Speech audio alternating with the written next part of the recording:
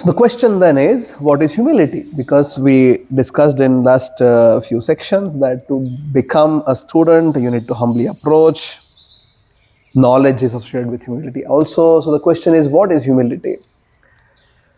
And one of the guiding principles for me, myself, in my life, in my work, in my family, whichever activity I do, has been this statement by Srila Prabhupada, the founder Acharya of ISKCON, how he defines humility. In Bhagavad Gita, 13th chapter, verse 8 to 13, Krishna describes different aspects of knowledge. There are 20 different aspects of knowledge which Krishna categorizes as, okay, this is all combined is knowledge. Everything which is beyond this or anything which is beyond this is ignorance. And this whole set of 20, it began with the first word, which is humility. Amanitvam adambhitvam. And that's how the verse starts. Humility and having no pride.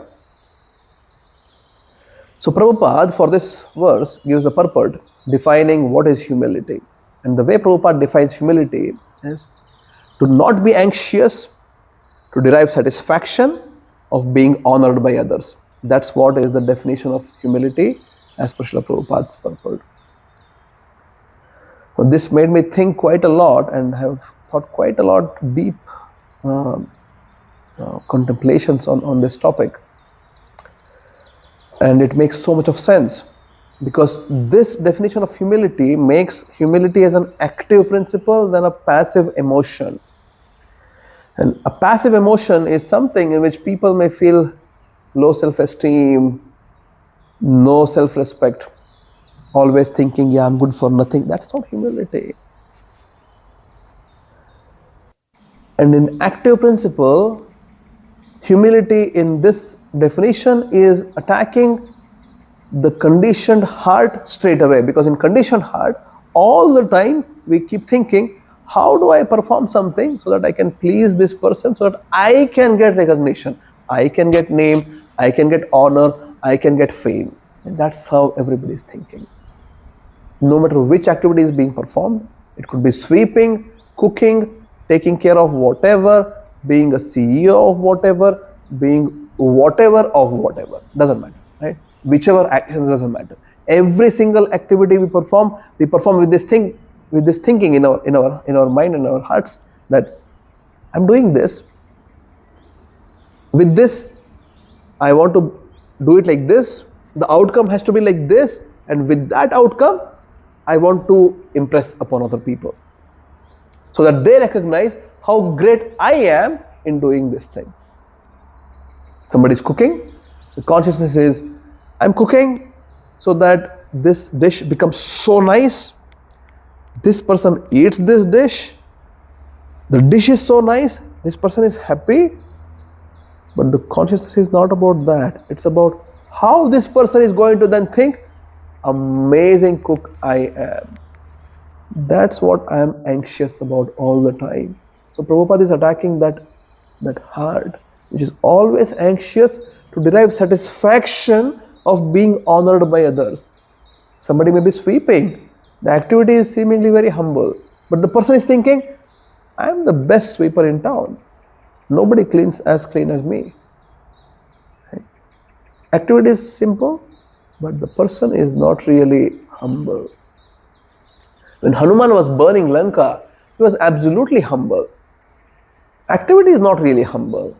He's burning literally the entire city, but Hanuman was humble because he was not thinking, oh yeah, now I'm burning the entire city. Tomorrow morning, entire social media is filled with how Hanuman is burning Lanka. Everybody is posting the video and everybody is just sharing it across, and newspapers are talking about it, the media is talking about it, all the news channels are talking about it. I am a phenomenon. Hanuman is not thinking like that. Hanuman is just thinking, I want to serve Ram. That's it. This is the way to serve Ram. I'll do it.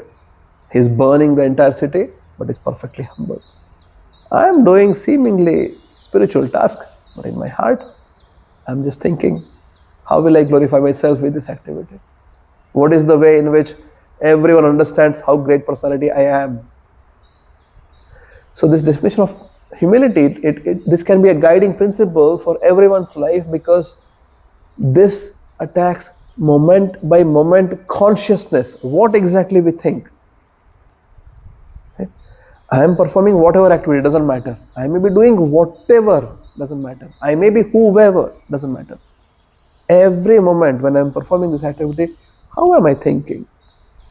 Is my goal to become famous, to impress upon people, or am I really wanting to serve?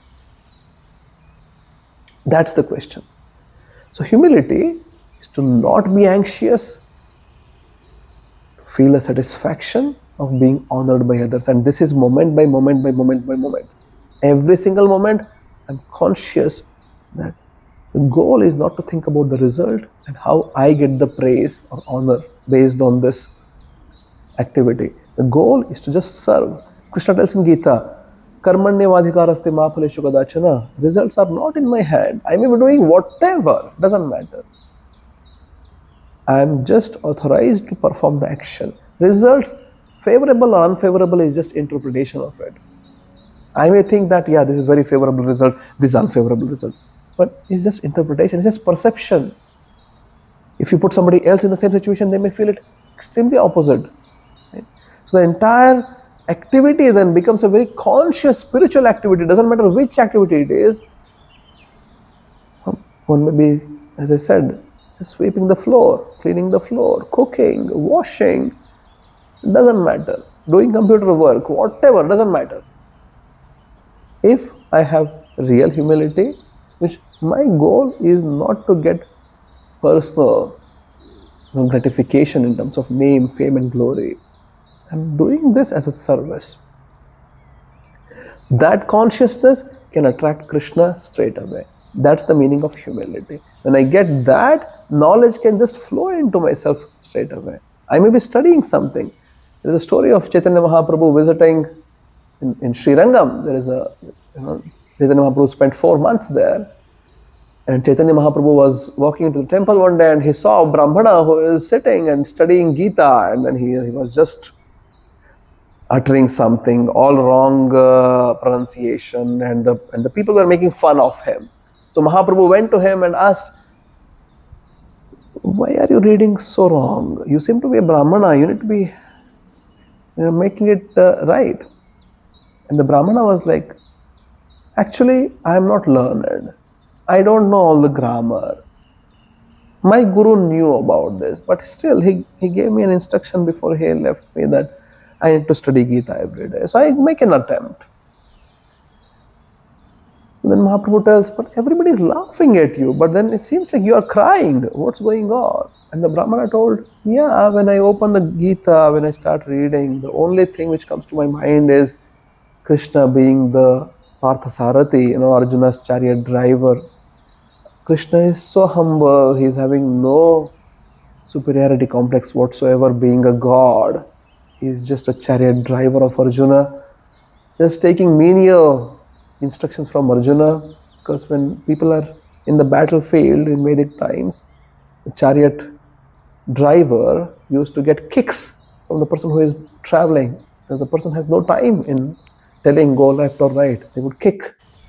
So Krishna was being kicked by Arjuna, left, right, center. So this Brahmana would think that image of Krishna being so humble, he would cry. When Mahaprabhu heard this, he embraced the Brahmana and told, yeah, you understood the principle of Gita, really. What is the teaching of Gita? It's not about being a scholar.